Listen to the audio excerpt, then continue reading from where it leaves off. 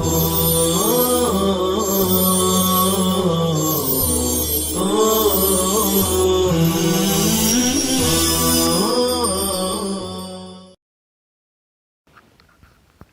اللہ الرحمن الرحیم۔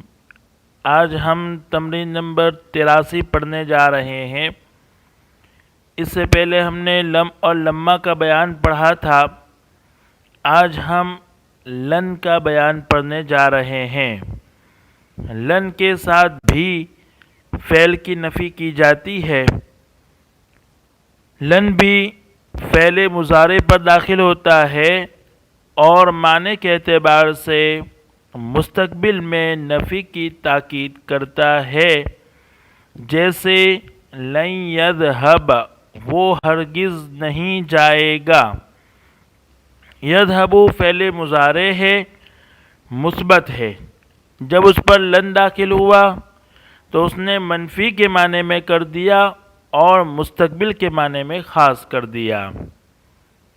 لن کے داخل ہونے سے فعل مضارع کا آخری حرف مفتوح ہو جاتا ہے، جیسے لن یذهب۔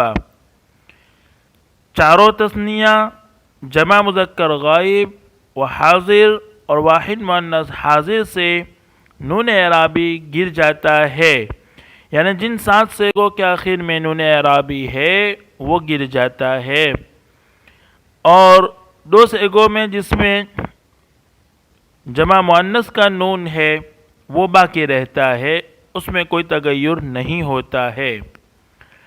آخر کا حرف علت باقی رہتا ہے، جیسے لن یأتی، آخر میں حرف علت یا ہے وہ باقی رہتی ہے۔ یہ کچھ مختصر سا بیان تھا لن کا۔ اب ہم تمرین حل کرنے جا رہے ہیں۔ تمرین حل کرنے سے پہلے ہم الفاظ و معانی دیکھیں گے۔ پہلا لفظ ہے الفائت۔ یہ فات یفوت فوتن، گم ہونا، چھوٹ جانا سے اس میں فاعل کا صیغہ ہے، معنی ہے فوت شدہ۔ اس کے بعد لفظ ہے الارز، معنی ہے چاول۔ القانتات، یہ قنط یقنط قنوتاً، فرما بردار ہونا سے اس میں فاعل کا صیغہ ہے، معنی ہے فرما بردار۔ لن تخرق، نصر اور ضرب سے خرق یخرق خرق یخرق خرقاً، معنی ہے پھاڑنا۔ لن تبلغ، بلغ یبلغ باب نصر سے بلوغاً، معنی ہے پہنچنا۔ لن تستطیع، استطاع یستطیع استطاعتاً، باب استفعال سے معنی سکت رکھنا، کر سکنا۔ لن یکتما، کتم یکتم کتماناً، باب نصر سے معنی ہے چھپانا۔ لن یشہدا، شہید یشہد شہادتاً، باب سمع سے معنی گواہی دینا۔ الزور، معنی باطل، جھوٹ۔ الجوع، یہ مصدر ہے، جاع یجوع جوعاً، باب نصر سے معنی ہے بھوک۔ یہ تھے الفاظ و معانی۔ اب ہم تمرین حل کر رہے ہیں۔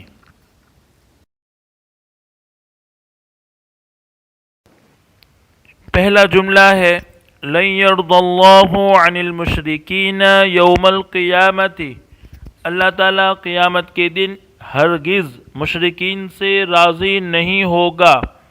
یرضا فعل مضارع ہے، لن داخل ہوا تو اس کو مستقبل منفی کے معنی میں کر دیا۔ آخر میں یرضا کے آخر میں حرف علت ہے وہ باقی رہے گا، اس میں کچھ تغیر نہیں ہوگا۔ دوسرا جملہ ہے المشرک باللہ لن يدخل الجنت، اللہ کے ساتھ شرک کرنے والا ہرگز جنت میں داخل نہ ہوگا۔ یدخل فعل مضارع ہے، لن داخل ہونے کی وجہ سے آخر میں فتحہ دیا گیا اور وہ مستقبل منفی کے معنی میں ہو گیا۔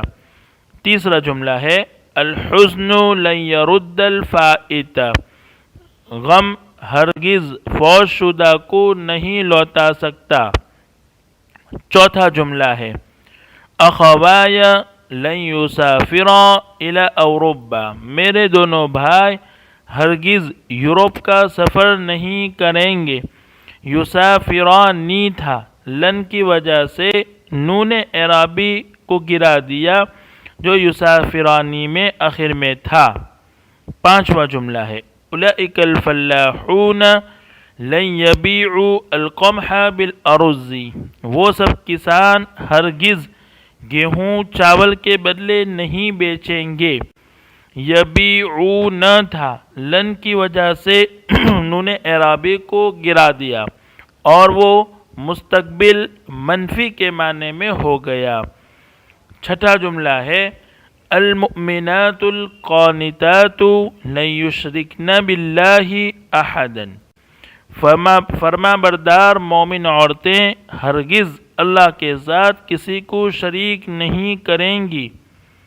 لن یشرکن، یشرکن فعل مضارع ہے، لن داخل ہونے کی وجہ سے وہ مستقبل منفی کے معنی میں ہو گیا، لیکن لفظاً اس میں کوئی تغیر نہیں ہوا، اس لیے کہ آخر میں نون جمع مؤنث کا نون ہے، اس میں کچھ تغیر ہوتا نہیں ہے۔ ساتواں جملہ ہے لا تمشی فی الارض مرحا، تو زمین پر اترا کر مت چل۔ آٹھواں جملہ ہے انک لن تخرق الارض ولن تبلغ الجبال طولا، یقیناً تو زمین کو ہرگز نہیں پھاڑ سکتا اور نہ پہاڑ کی بلندی کو پہنچ سکتا ہے۔ تخریق فعل مضارع ہے، لن داخل ہوا تو اس کو مستقبل منفی کے معنی میں کر دیا۔ نواں جملہ ہے انتی لن تستطیعی المشی فی تلک الارض، تو ہرگز اس زمین میں نہیں چل سکتی۔ تستطیعین تھا، لن کی وجہ سے نون اعرابی کو گرا دیا۔ دسواں جملہ ہے ذَلِكَ الرَّجُلَانِ لَن يَكْتُمَا الشَّهَادَةَ وَلَن يَشْهَدَا بِالزُّورِ، وہ دونوں آدمی ہرگز گواہی نہیں چھپائیں گے اور نہ ہرگز جھوٹی گواہی دیں گے۔ یکتما اور یشہدا یہ دونوں مضارع تثنیہ مذکر کا صیغہ ہے، یکتمانی اور یشہدانی تھا، لن کی وجہ سے آخر سے نون اعرابی کو گرا دیا۔ 11واں جملہ ہے ہؤلاء البنات لن يستطعن الصبر على الجوع، یہ سب لڑکیاں ہرگز بھوک پر صبر نہ کر سکیں گی۔ 12واں جملہ ہے مسلمو الہندی لن يرضوا بالحضارة الوثنیة، انڈیا کے مسلمان ہرگز ہندوانہ تہذیب کو پسند نہیں کریں گے۔ یرضوا نہ تھا، لن کی وجہ سے نون اعرابی کو گرا دیا۔ السلام علیکم ورحمۃ اللہ وبرکاتہ۔